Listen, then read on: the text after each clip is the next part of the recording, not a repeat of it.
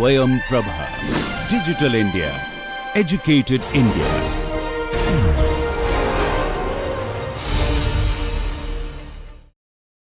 Whatever we have studied about in situ strength, and I think you have conveyed my message. You have got my message that this is important as far as the on-site structure is concerned.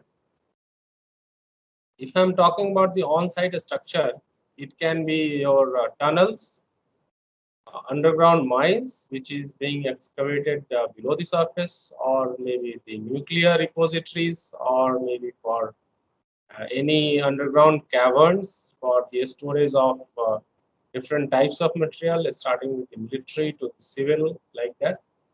So all these things needs to have a maybe underground repository for storage for the crude oil. Also, we have such type of places are there around the country where we are storing a lot of crude oils, as well as for the hydroelectric projects. Such type of excavations needs to be done within a rock mass, and it is very important to understand that what is the strength of the rock mass on site, because that rock strength is being affected by different parameters, and we will discuss those parameters in coming classes. Okay.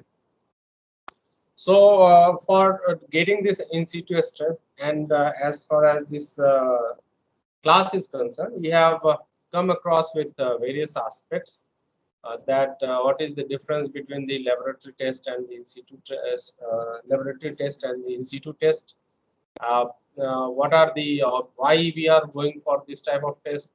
Okay, how we are going to select the site for this test. All these things we have studied, and finally we have seen that these are the few tested which we are going to do for on-site or the in situ test. As far as the deformability test is concerned, that is very important, and you will see there are varieties of methods have been developed over the years, starting with 1979, and still the people are trying to develop the method which will be more reliable and more efficient as far as the costing is concerned, or the labor is concerned, or the time is concerned. So on all aspects, still the researchers are working on for the development of such methods. Okay. So based on that, you will see, so far we have discussed about the deformability test, and in last class we are talking about the shear test. No? So that is very simple if we compare with the deformability test, right? So we are talking about a term called direct shear test, no? The test method which is called the direct shear test. Why we are naming? So this is a very wide variety of, or maybe there are two different types of tests are there in rock mechanics. One is called the direct test, another is called the indirect test. Direct test is something which is related to the type of stress we are applying directly. The same type of stress we are applying and measuring the similar type of stress from the test. So that will call your direct test. Tulas.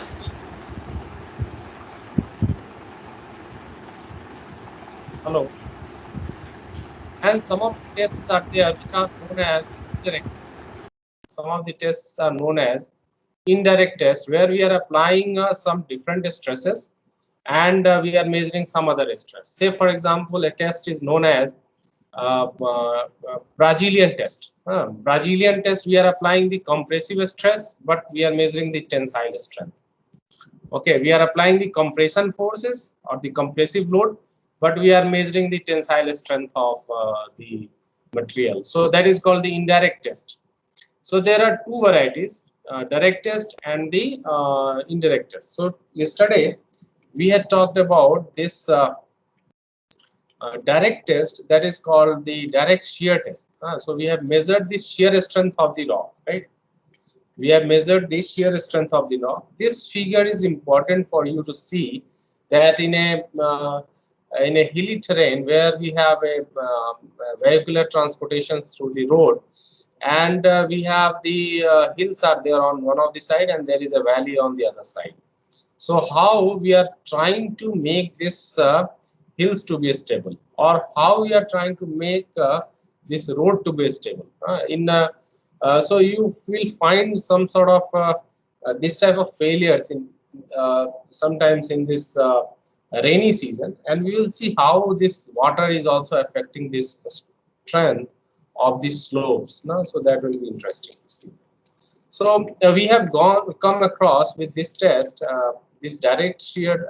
Yesterday we have seen this radial jacking test, and lastly we had gone through this direct shear test. Okay, and this is the general arrangements, which is the comprehensive arrangements we are doing for this test, as this is discussed in this figure. I have tried to give you a very simplistic approach, or the simplistic diagram through which we can understand that what actually this direct shear test is. Okay, in this direct shear test, say for example, I am trying to make such type of test on a hill where a joint is extending from one end and it is extending somewhere here, somewhere else, somewhere in the floor also. So we want to find out the natural size of the rock over here. Maybe we are creating it, we will dig it and we will create a block at this point, and then we can go for this loading of this sample, right? Here, say for example, I have a joint, something which is horizontal in nature. Always when it is horizontal in nature, or more or less horizontal in nature, it will be easy for us to apply this type of load, right? When it will be inclined, the creation of such blocks in this configuration will be little tedious, right? So we are avoiding such type of situations, and we are trying to find the block where we can apply some sort of a load, vertical load and the horizontal load comfortably. And you know, the friction rule you have already studied. When the normal load is increasing, your frictional resistance is also is increasing now. That is you have defined by F is Fs. Your resistance will be F mu r, no? Mu times the resistance. The frictional resistance will be mu times the reaction, no? Reaction on the vertical plane, right? So we have already sort of for this type of background, and we are trying to find out the strength of this joint, right? So what we are doing, we are encapsulating the block, and we are blocking the one part of the block, and we are applying the load on the one of the second part. So there are two blocks are getting formed if we have a joint.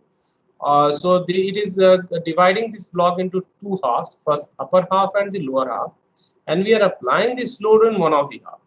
Okay, by keeping other halves to be static, and we will try to see how this is what is the maximum force is required to slide this block, to slide this block by keeping this load, vertical load, to be constant.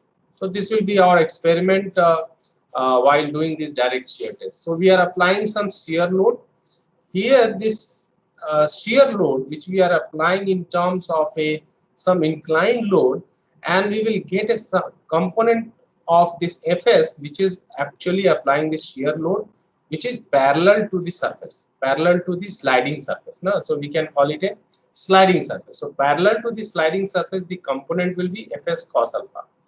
So if there is no problem, we can directly apply this Fs in a horizontal direction. But we are trying to apply this incline, the load in terms little inclined, to control the rotation of these blocks.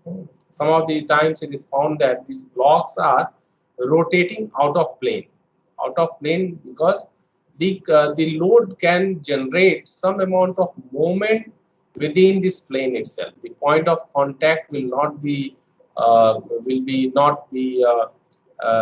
symmetrical, and it can leads to some moment, right? So to avoid this, we want that it should always stick or is still in contact with each other by applying some load vertically downwards. No? So this way it is going to help us.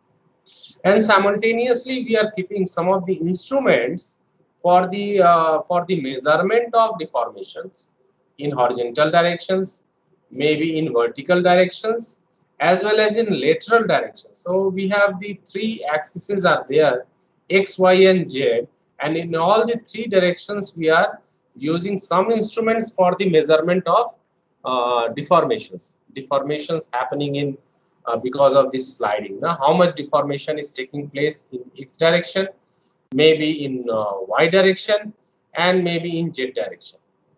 In this type of experiment, we are not willing to have any sort of a deformation in Z direction. If I am showing you XY plane, I do not want this, there should be any deformation in Z direction. So to check that there is no deformation is happening or the moment is being created out of plane, we need to install some instrument so that it can check that okay, it is not the block is not rotating when we are increasing this load.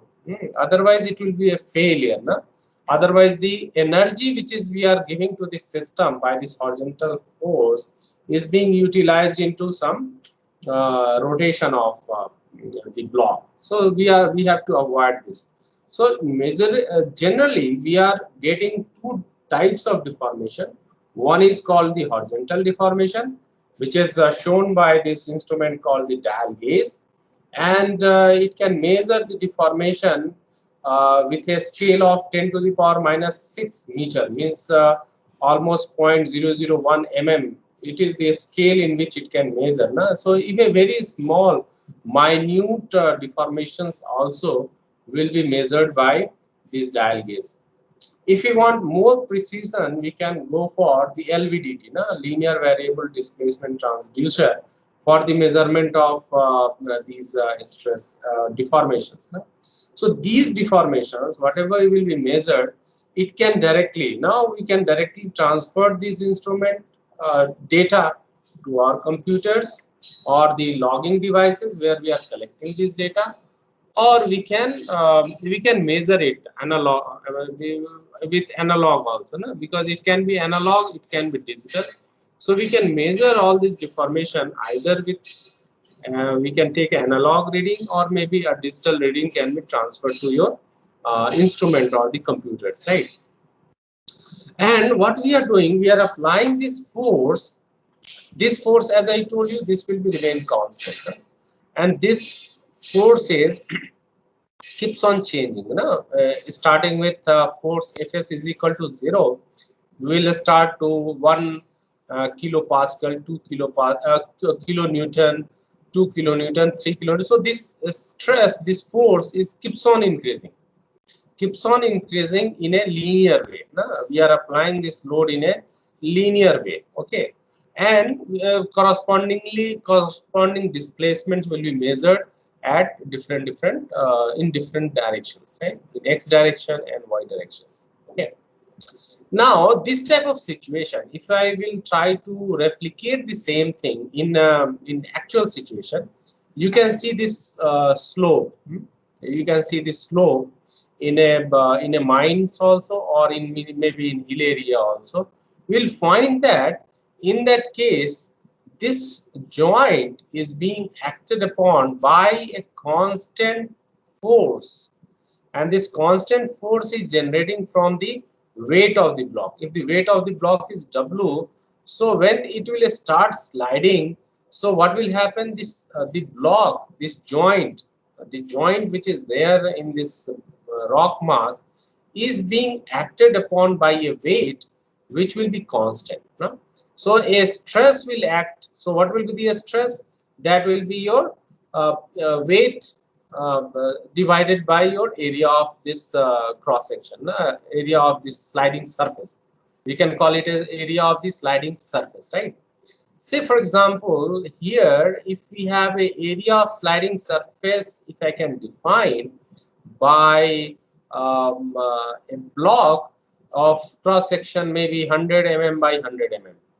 I'm talking about a cross section of this block to be 100 mm by 100 mm. So our area of contact will be how much? It will be 100 by 100 the whole square, or 0.1 meter into 0.1 meter. So this will be the area, right?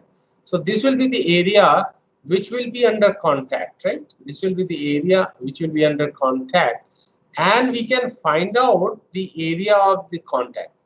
So similarly, we can find out the area and we can find out the stress which is acting on the sliding surface. So this surface on which the surface which is sliding, so that is called your sliding surface. Okay.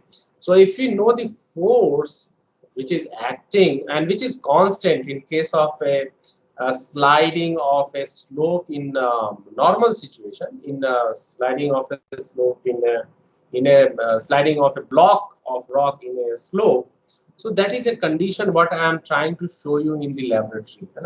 In case of in situ test, we can find out what is the value of Fn and what is the value which is required to make it slide. So that is very important for us to understand. We have to find out if the size of this block is or the weight of this block is W. If we can know it by any means, so there is a procedure by which we can find out what is the size of the block, that we can find out, right? So we can find out the size of the block and corresponding if we can find out the volume, we can find out the weight of this block. And once we know the weight of this block, we can find out what is the value of a stress or the force which is acting perpendicular to the sliding surface. So if the sliding surface is this, what is the force acting on the sliding surface? So here, so this is just the same thing. So if the inclination of the slope is theta, we can have a component called W cos theta. So this corresponding normal force will be W cos theta, and another component will be W sin theta. So this is the only force. Weight is the only component right now which is acting on this sliding block, right? And based on that, we are trying to find some of the properties. And as I told you, the property which we are trying to find here, two important properties for your for this elementary class. It is very important to confine within the few properties, which is very important, rather than going into more number of properties. So we have to concentrate on two properties. One is called the cohesion, and another is called your angle of internal friction. So you know angle of internal friction from your college school days itself, and now we are going to add this cohesion into picture. So two things is going to define how much force is required to make this body to slide. This is constant, and this is the force we are applying. Okay. So when I'm going for a direct shear test, so this type of test, so there are two varieties. For just for your information, and just for the information, there are two type of direct shear tests are there. One is called, you can see I am keeping this Fn to be constant. So that's why it is known as constant normal load. So this is one variety of this test is called the constant normal load condition. So that is called the CNL condition. So in short, we are calling it constant normal load condition or CNL condition. Another condition is there where this Fn is not constant, and that is very important type of shearing when it is happening below surface. When we are making some underground spaces, in those cases, if slopes are failing within the underground structure, so that is being acted upon by not a constant normal load, but some sort of a resistance from surrounding rock mass, and that condition is called as constant normal stiffness. So CNS condition. So we have two conditions, CNL condition and CNS conditions. So we are just talking about the CNL condition here, and this condition is very similar to what we can see for a landslide in a hilly areas or a slope of an open cast mine. Possibly you might have heard about this open cast mine, and in open cast mine we have the slopes we are forming, number of slopes are being formed, and we will see that what are the forces if any discontinuity planes are there or the discontinuity planes are there. or geological discontinuities are there, what are that will be acted upon by a constant normal load. So the constant normal load is coming from the component of the weight of that sliding surface. Okay, so that's all. So this is what we are doing. So in this case, we are increasing this shear force in a linear way, and corresponding deformations are measured.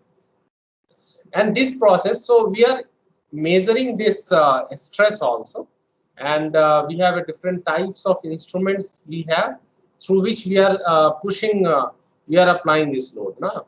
And we are measuring this load by a device called load cell. We have a device called load cell, and the instrument or the mechanical device which is required to apply the force, and a device which is measuring this force is called your load cell.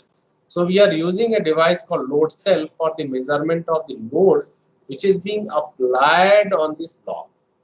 Similarly, we are using one load cell over here to apply this constant load. No? So we are using load cell for the measurement of load, no? How much load is being applied, and so it is getting controlled by, and it is being measured, and it is going to give you a output in terms of a digital. So we are transferring the data in our computer systems, right? So say for example, I have started my experiment at time t is equal to 0. Okay, so at time t is equal to 1 second, I can fix the frequency of the collection of data. Maybe I am interested for 10 data per second, or maybe 100 data per second, or maybe 1,000 data per second. Depends upon the accuracy which the type of test we are doing, or the type of test we are doing, or the accuracy what is being required. No? So we can fix our frequency of this data collection. So let's say for example, I am collecting a data 1 data per second. So as soon as from 0 Newton it becomes 1 Newton, what will happen? Corresponding deformations will be measured from this. So we will get a chart. We can develop a spreadsheet in which this column will be filled for a time t is equal to 0. What is the value of Fs? And Fn is constant. Obviously, Fn is constant. We are measuring the displacement because of at time t is equal to 1 with the different dial gauge we have, or the LVDTs we have. Right?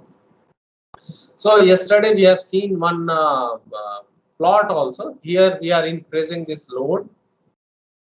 Here we are instead of load, we are expressing in terms of stress, right? So here we are increasing the load. So the okay, and so the stress is increasing slowly with a particular rate, and corresponding deformations are being measured on by these dial gauge or LVDTs. And after that, once the experiment will finished, maybe after 5 to 10 minutes, depends upon the time which is needed to achieve this deformation. The experiment is after this experiment we will get a stress versus deformation, shear stress versus deformation curve. As we have measured the normal displacement also, you can also generate the normal displacement versus shear displacement curve, right?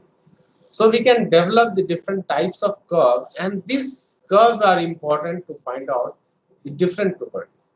So as I told you, we need to have as one of the two properties which is important for the direct shear test is, one is C and another is phi. So to find the C and phi, we need to carry out this test 3 times, okay, because this particular plot has been developed for particular values of normal stress, right? So if I will increase the normal stress to some other values, sigma n2 or fn2, so this stress strain curve, theoretically it should be more, because you know, as the normal load will increase, the shear resistance will also increase. So as I am increasing the normal load, the nature of this curve will change, and your nature will be something like this. It will go up and it will come down. Similarly, you will find that the nature of the curve for the third curve will be different. Na? So I can show you because I have not added here. Maybe I can share.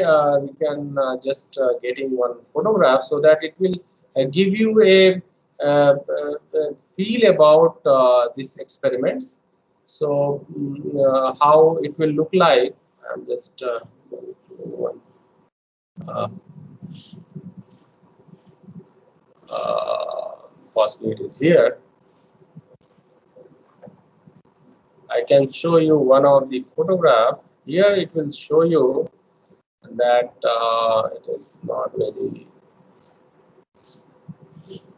I can this is okay, good enough to give you this idea. Like in this experiment, you can see, just concentrate on this photograph. This was developed in the laboratory only. So if I'm changing the value, like this red color, it is 0.25 megapascal normal load, and in second instance it is 0.5, then 1, then in 1.5 megapascal, and you see this nature of the curve is keeps on changing, right? So the maximum load or the maximum stress this block can we can resist. You can see for 0.25 megapascal it is close to 0.5, whereas when it is becomes 0.5 megapascal it is close to 1, and when it is becomes 1 it becomes close to something 1.5 or 1.6, and when it is 1.5, so it is close to 1.7 to 8 megapascal. So as the normal stress is increasing, the value of your stresses is also going to increase. Can you see this photograph? Okay, now it is visible to all. No? So if I am increasing this normal stress, so this experiment is conducted for 4 different values of normal stresses. So one is the normal stress is 0.25 megapascal, another is 0.5, next is 1, and last is 1.5. So you see, as the normal stress is 0.25 megapascal, the value of shear stress is, or the maximum stress the block can resist, was around 0.5 megapascal. When it is 0.5 megapascal, this value of resistance is around 1 megapascal. Then for this 1 megapascal, it has reached to around 1.6 to 1.7 megapascal. And this black color is for 1.5 megapascal normal stress, and in that case it has reached to around 1.7 to 1.8 megapascal. So you see, as the normal stress is increasing, the value of normal stress is peak. So that is known as the peak shear strength. Okay, so we are defining the maximum stress the block can resist is called the peak shear strength. So we can measure this peak shear strength by this experiment. No? So you see, there is a very important things to be observed by all of you. So in x-axis you will see we are measuring the shear displacement. Okay, we are measuring the shear displacement, and you can see this displacement. This unit is in mm, right? So we are measuring this unit in mm, and you can find that this peak of this the shearing is also changing with the change of this normal stresses, right? So starting with the almost 4 megapascal 4 mm displacement, we are getting this peak. Here it is almost 4.2 or so. So it is keeps on changing with the change of your normal stress. Okay, and so we will also see that we can keeps on increasing. So when we are doing this experiment, what is happening? No? So whatever the asperities are there or the rough surfaces are there, it is getting into the powder form, no? Because the shearing is resulting into the formation of rubbing is going to results into the formation of a powder. Okay, so this is what so those powders are getting formed, and during this process what is happening, the roughness of this roughness of this joint is getting degraded. So when the roughness was more when we have started the experiment, so as the amount of shearing will increase, your roughness is also going to be down, down, and down, right? And this decrease in roughness will definitely depends upon the type of the rock strength is, the type of the strength of the roughness of the joint, strength of the roughness of the joint. No? So that will depend upon. So we are not going into that. So now coming back to our original slide. So we can see that now if we can continue from the our this one. Okay, so we have seen that as the number of increasing the normal load, your this curve is also going to change. Yeah, and if you have 3 or 4 such type of tests are there, we can, based on these 3 or 4 different types of tests, we can find out the values of C and phi.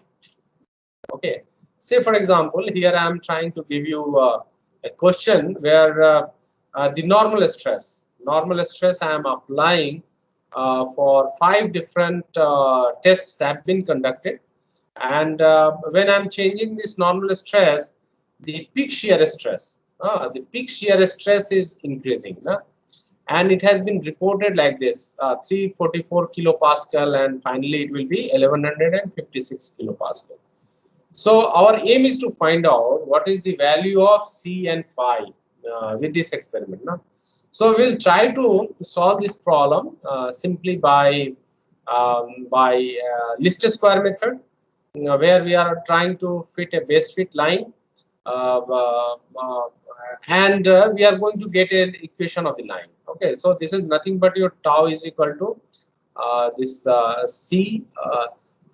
Then sigma, then this is one constant, that is the constant which we will see what is this constant is. So this constant is talking about the slope of this line, right? So this constant is talking about the slope of this line, and this is talking about the intercept in y-axis.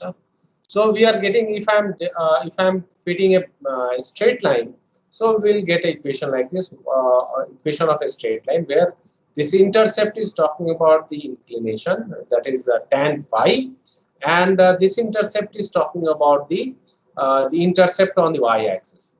So this intercept on the y-axis, we are calling it a cohesion, and this inclination, this tan phi, this is going to give you the angle of internal friction. So with this experiment, we can find out the cohesion and angle of internal friction.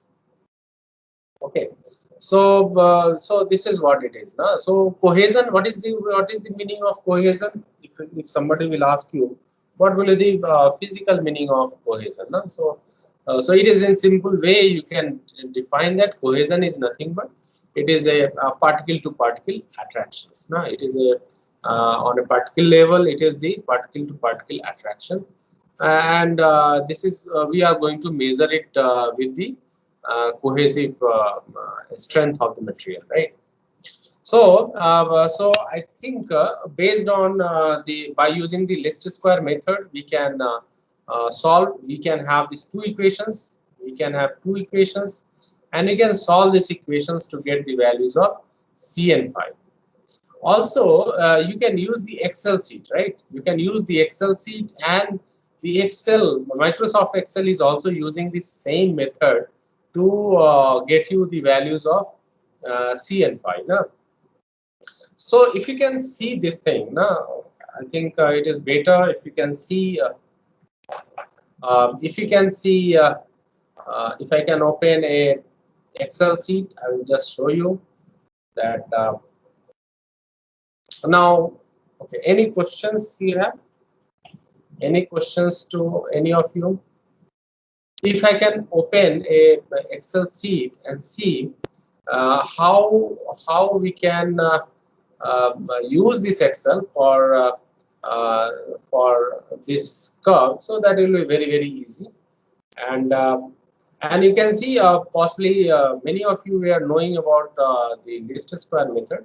We can find these equations very easily, right? We can find these equations very easily by just following the error term which we are developing over here, and we can we are trying to find this straight line. So this is a very popular equation that is called the Moore-Coulomb failure criteria. We are trying to fit a Moore-Coulomb failure criteria for this test results. Okay, and we are finding that after the test, if the predicted value and the expected values, if we have the predicted values and expected values, so we are trying to find out the error. What is the error into this? So we can find out the error is equal to tau minus sigma m sigma plus c, right?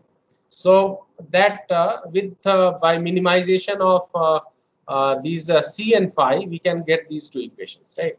By taking a differential of with respect to c and with respect to m, we can find the values of we can find these two equations. What is mentioned over here? So those equations are being used to solve to get the values of c and phi. So this is very important relationship that was given by Moore-Coulomb, and that is equal to tau is equal to c plus sigma n tan phi, right? So this is representing c plus sigma n tan phi, right? So if we have this one Excel sheet, and in the Excel sheet, you do not have too much worry about that. But I will tell you that apart from doing solving this problem on the Excel sheet, you also try to do it with the mathematical relationships, whatever is given over here. So we have, I can enter 336, then, or maybe we have the unsolved tutorial is there for you. So we can use this one. So your 50, then we have 100, then 150, and then we have 39.6 and 64.8 and 100.7. So we have the three sets of data are there. It means that we are getting these values from three sets of data. So normal stress, and then we have this peak shear stress. Okay, shear. So if we have these two values, we can have the just select it, insert, and we can go to a scatter plot. Okay. In this scatter plot, you will see that this x and y axis, we can just check that where this values has gone. So this x-axis is your normal stress, okay, and in such type of plot, sigma n is your independent variable, so that will be in x-axis, and y your peak shear stress is your dependent variable. So, Yes, sir. yeah. So I was just telling you about this tutorial problem where we have the three sets of data and varying this normal stress. We are measuring this shear stress, and we can put these values in a Excel sheet. Maybe I can add a new Excel sheet for you, and in this case,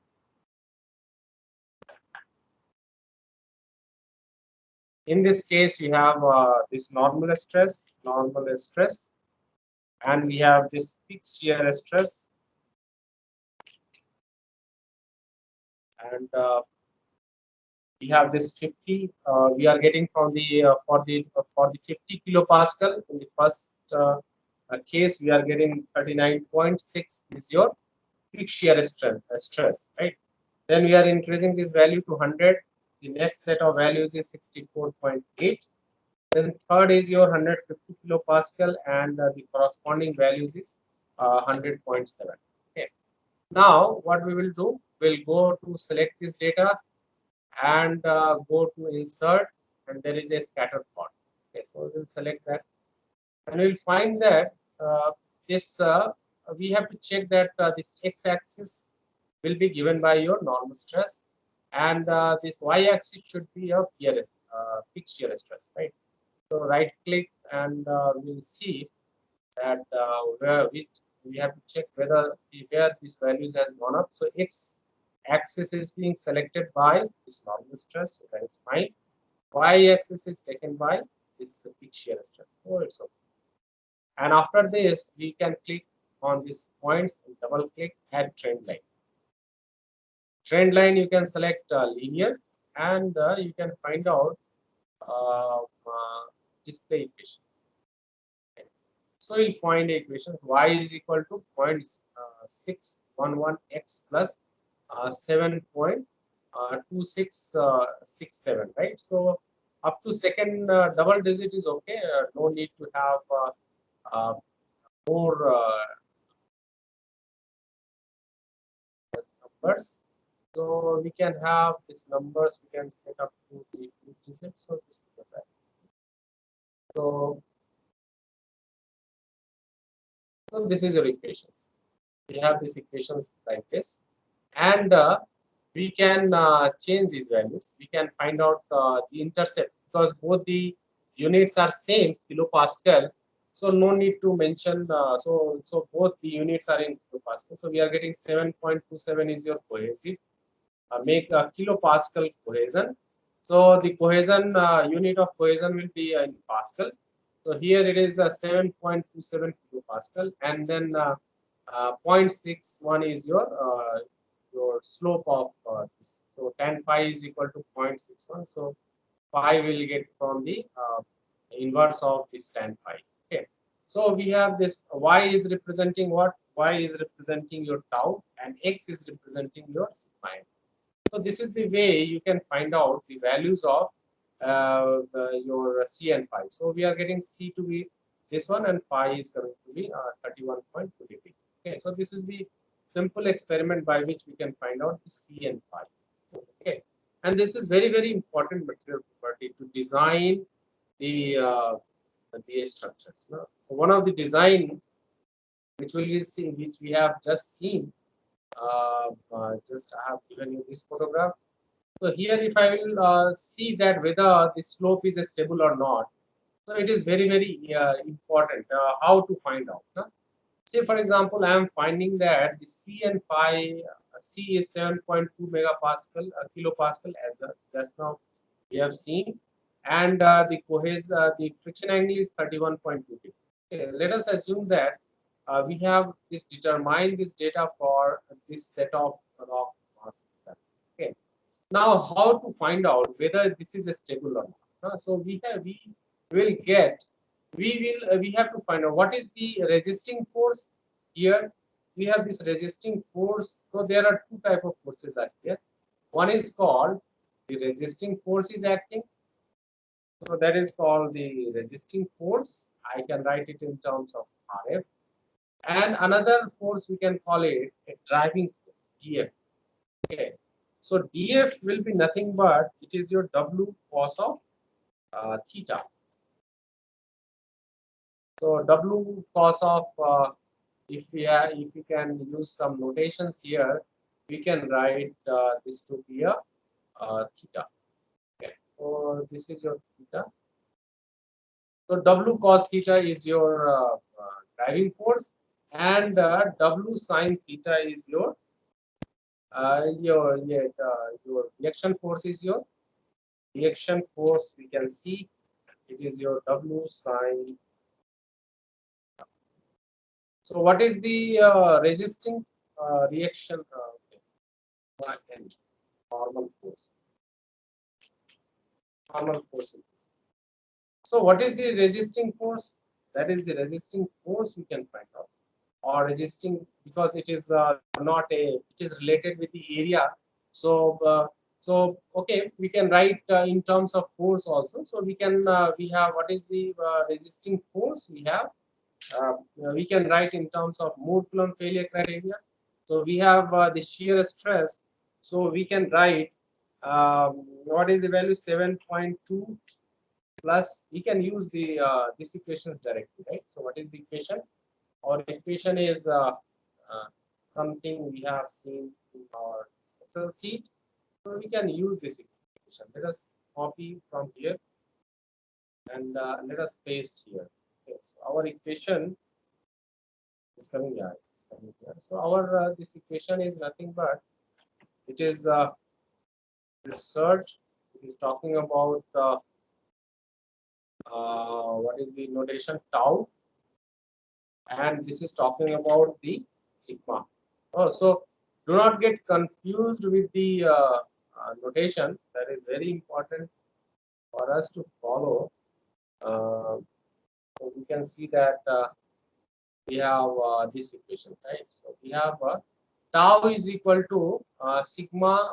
So we can write in terms of force.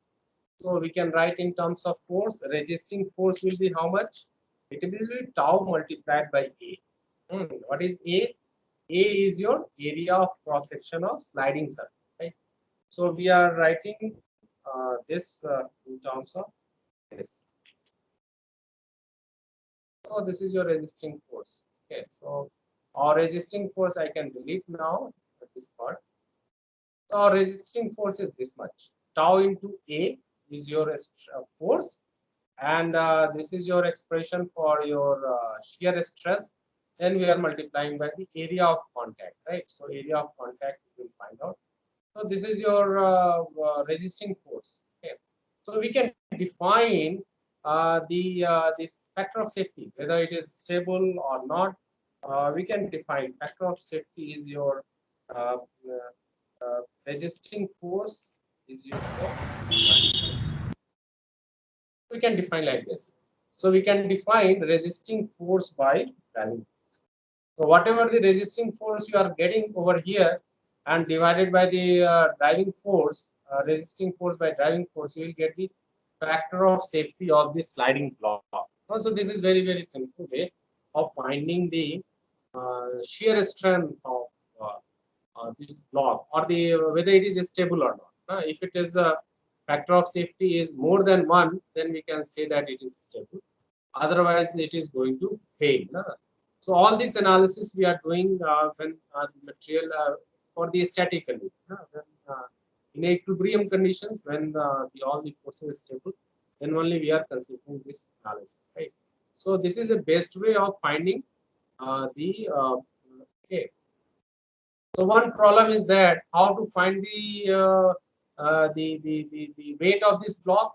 To finding this weight of this block, we have to get the values of the volume involved into this block, as well as we have to find out the density, right? So to get this volume, we need to have the inclination of this line, as well as the slope line.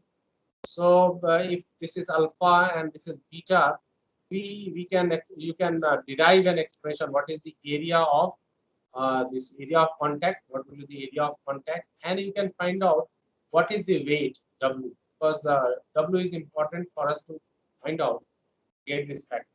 Okay. So this is how we can solve a real life problem based on the realistic results. Right? So one more important thing is that again the size of this joint, right? Because here again in the lab, in the field itself, the size is not equal to what we are testing over here. So again the size matters. The strength of the C and phi again will depends upon the size of your joint, actual joint. So that we have to take care of, and we have found that this strength, as the size of this joint is increasing, these properties are decreasing. Not too much, but some extent, the C and phi is also getting affected by the size of the joint. So even though we are designing a structure on a not considering the size effect, then also we are on the safer side, right? Because we have designed for the higher value of the strength, right? So we are not. So the size effect is also there, where which is going to affect the strength of. So as the size is increasing, your strength of it is found that the shear strength is also decreasing, right? So we cannot go for a infinite length of this one, but this is what the current research people are trying to do, to incorporate more closely as far as this size is concerned. Okay, so this is all about for the shear strength. And I can quickly go to the other very important property, which is very, very important. That is called the UCS of a rock mass.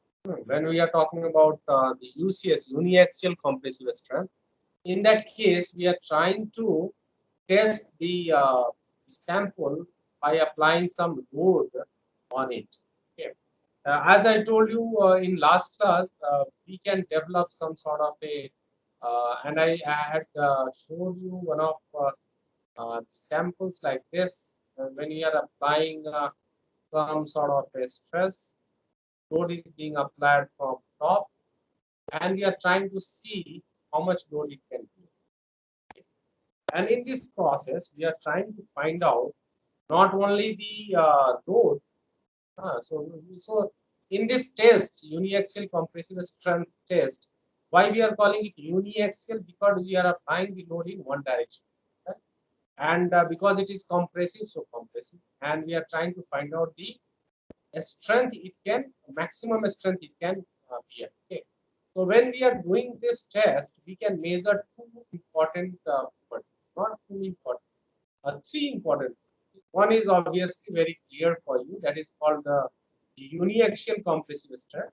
The other property which is important is called modulus of elasticity. We can develop the, we can find out the modulus of elasticity of material. And third property which is important is your Poisson's ratio. We can find out the Poisson's ratio. And again, to find out the Poisson's ratio, we need to have the similar set of equipments, right? So like we can use this dial gauge here. I'm just copying here, and I just want to attach here so that you can see that how we can find out this lateral deformation. We can find out the axial deformation. So deformations we can find from this example. Okay. We can attach. We can attach this equipment or these devices at various locations, and we can take an average, get a feel of the average value. We can have the installation of this equipment at these devices at different locations, and we can find out the values of the average deformation. So as you know, Poisson's ratio is defined by the lateral deformation by longitudinal deformation, okay, or lateral deformation by axial deformation, right? So that ratio is called your Poisson's ratio. So we are measuring that value, as well as we are developing a curve which will be similar to a curve like this. The curve I have, this plot has been taken from one of paper written by Martin, and this is a very standard curve. No? And we are also developing such type of curve very often in our laboratory. So um, possibly I can show you one of the photograph which is very interesting for you to see. And just a second, I can show you. So this we have developed in our lab. Here you can see that we have the x-axis and the y-axis. X-axis, positive x-axis is talking about the axial strain. Negative x-axis is talking about the lateral strain, and y-axis is talking about the load which we are applying. So you see, for this type of load, which where we are applying this load slowly with a particular rate of loading, and we are going to get this maximum value of stress. And after that, the material will fail. Okay, the yielding will occur. The material will fail. So you see, there is a abrupt, almost abrupt change of this strength is happening. So this post-failure behavior can be of any directions. Generally, for the rock, it can come down, or maybe some little incline based on the type of rock.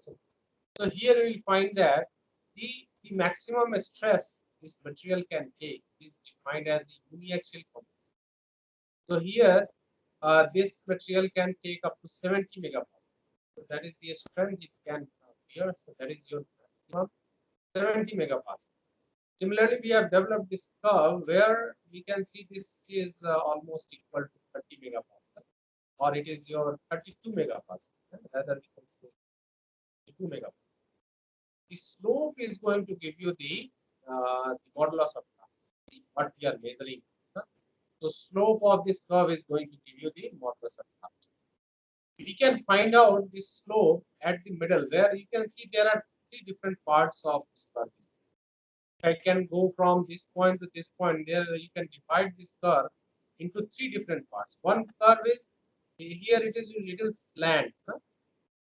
And it is rising slowly, and in this portion you'll find it is more or less a straight line, and then again it is coming down, right? So we can divide this curve into three parts, and possibly the reason will be very, very interesting.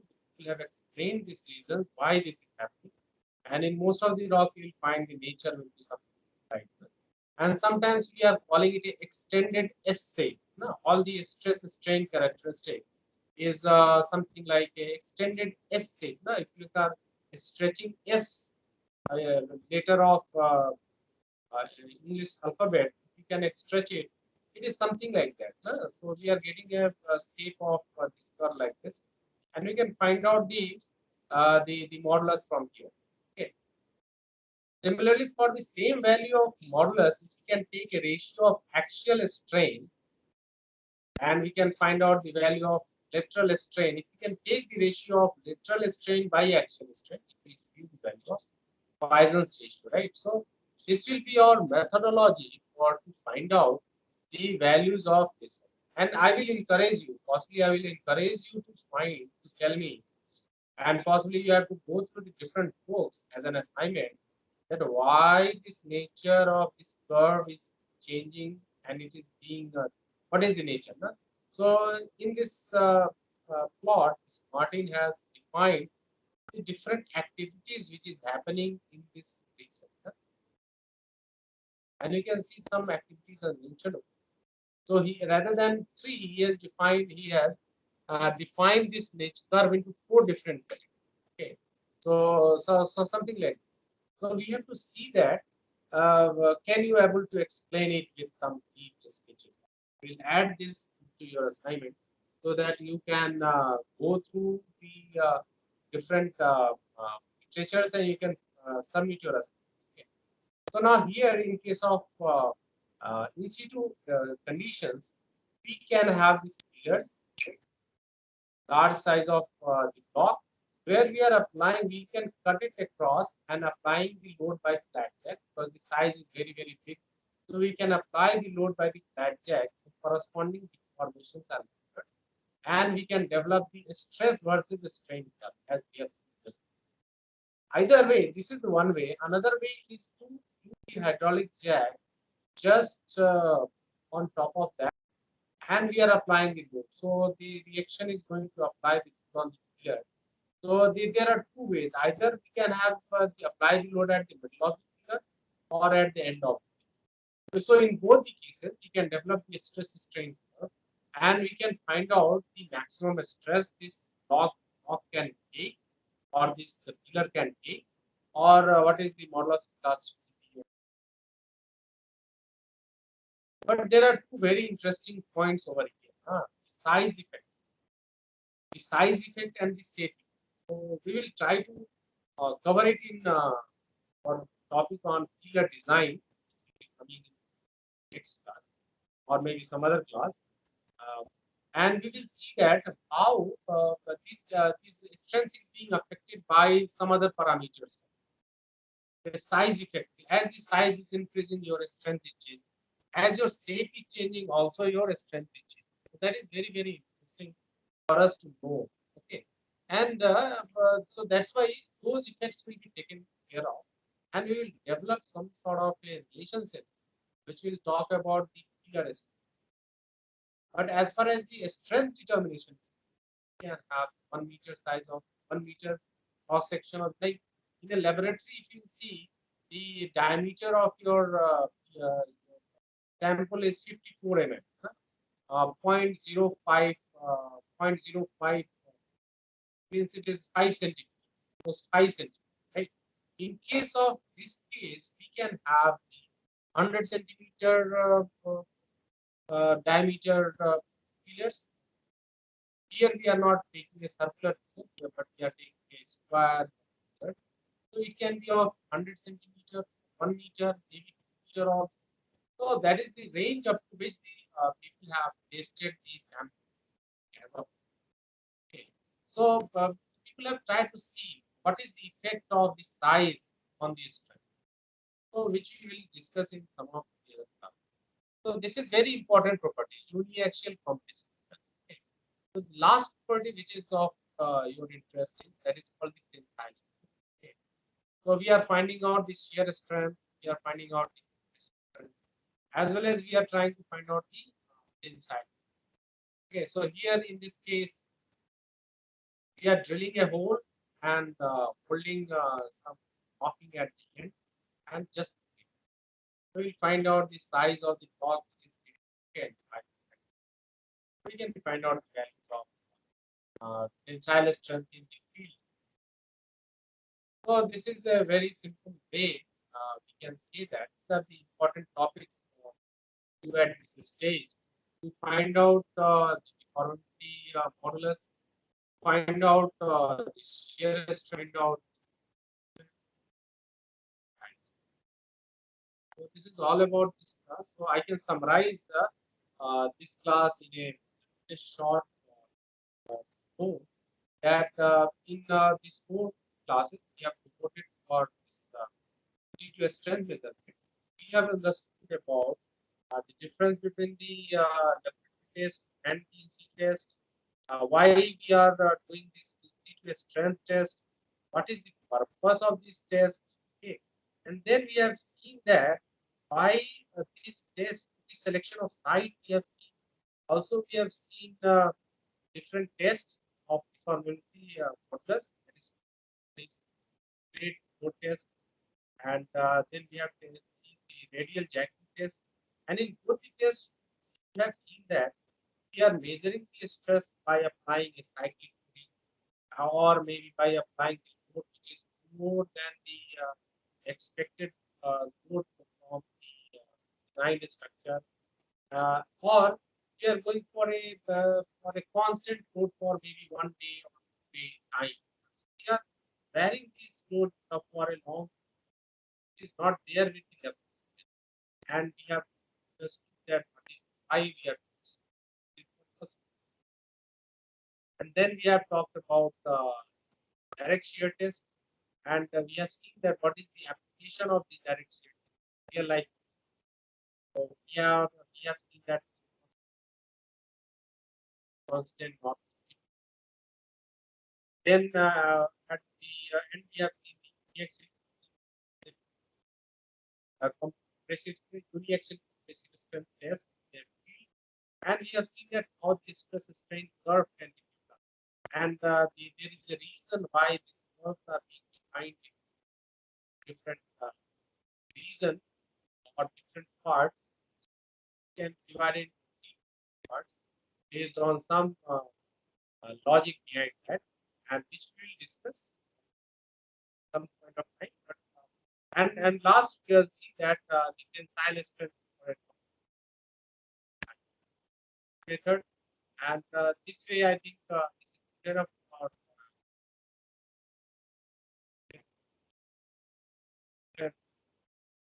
and maybe next week I will go over the mass part. Thank you very much. So if you have any questions, just type